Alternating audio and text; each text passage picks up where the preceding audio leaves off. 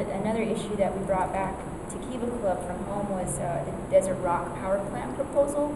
So we brought in some elders, and I think that was the first time Kiva Club did something like that again, to bring that organizing perspective into the student arena, where we had these grandmas coming telling us, I have no running water or I have no electricity, but yet these big power lines are running over my head, and now, you know, all of our children are getting asthma. And so to hear it firsthand, you know, we were taking those steps back to getting involved. And so I'll kind of wrap up here by just telling you guys, like a lot of the, I'll tell you what, you know, what I do, but a lot of the people from Kiva Club, they went on to be very successful in either like tribal government or becoming lawyers, or so when I met people from Kiva Club, they were always very successful in what they were doing, and so I was like, I want to be that. I want to have a good job and stuff like that. But I got pulled in the other direction. So right now I do organizing,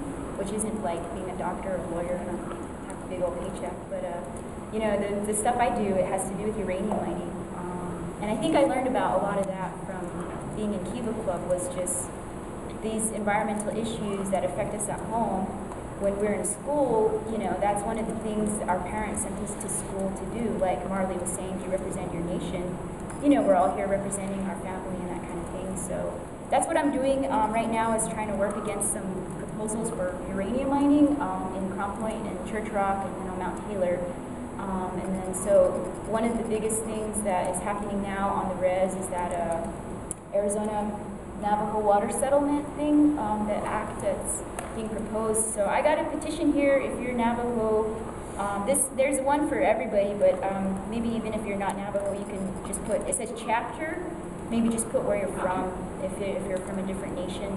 So yeah, that's what I do, and I think a lot of that I found it because of Kiva Club, and so I'm really involved in some of the mining stuff, and I work with other groups like there's a group I work with, a network called MACE, which is a local group, and I was going to ask you guys if we could table at your powwow. And then also another group called WMAN, and WMAN does, we work with mining, communities fighting mining all over Canada and Mexico and Alaska.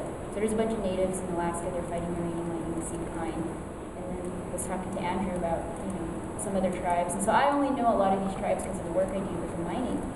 So, I mean, if you guys ever want to get involved in that type of environmental stuff, I would really appreciate your help. But then also, like David said, I'm here to offer my services to you all. And having been in your shoes somewhat recently, you know, I think whatever you guys have in mind, you know, if you ask, I think some of us are really willing to help. And I don't want to talk about it right now, but John and I are very interested in helping to carry forward Larry Kassouf's event for next year.